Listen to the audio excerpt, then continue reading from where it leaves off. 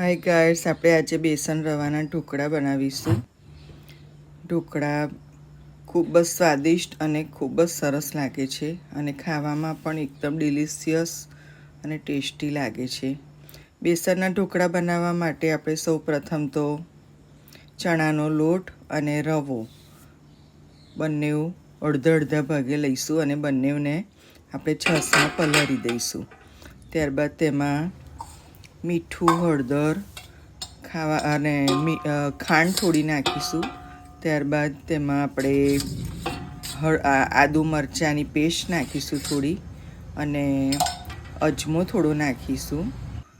ત્યારબાદ એને થોડીવાર પલળવા દઈશું. ત્યારબાદ આપણે થોડી એમાં ખાંડ નાખીશું, મીઠું નાખીશું સ્વાદ પ્રમાણે, થોડું મીઠું જેવું તમારે ટેસ્ટ પ્રમાણે તમે જેવું ખાતા હોય એ પ્રમાણે તમે નાખી શકો છો. આદુ મરચાંની પેસ્ટ નાખીશું. જેવું તમે આદુ મરચું જેવું તીખું ખાઓ તો થોડું તીખું વધારે પણ બનાવી શકો છો. હવે થોડું 2 ચમચી જેટલું ઓઇલ રેડીશું. ઓઇલ રેડવાથી આપણા જે ઢોકળા છે તે બિલકુલ જાળીવાળા અને પોચા થાય છે. હવે તેમાં થોડું આપણે ફૂડ સોલ્ટ નાખી અને થાળીમાં પાથરી દઈશું.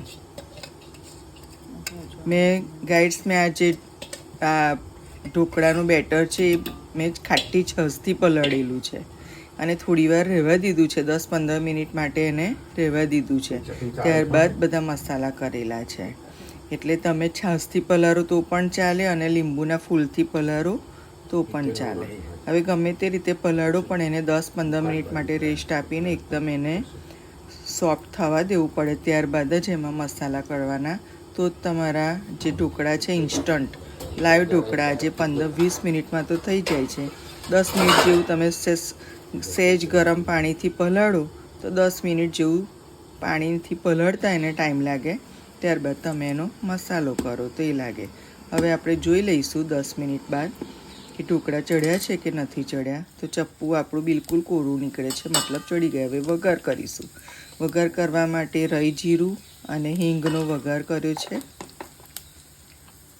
થોડી હિંગ નાખી છે, લીમડીના પાન નાખ્યા છે અને વઘાર માટે આપણે સિંગ તેલનો ઉપયોગ કરીશું તો ઢોકળાનો ટેસ્ટ ખૂબ જ સરસ આવે છે.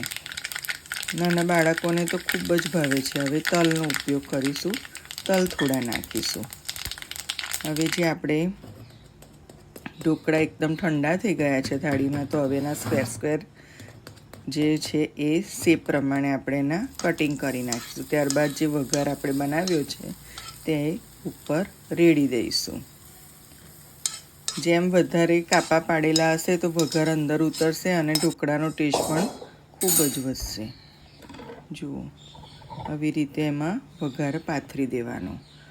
હવે એકદમ આપણા ready dhokla, live instant dhokla આપણા તૈયાર છે. ખાઓ, મજા કરો અને ખુશ રહો.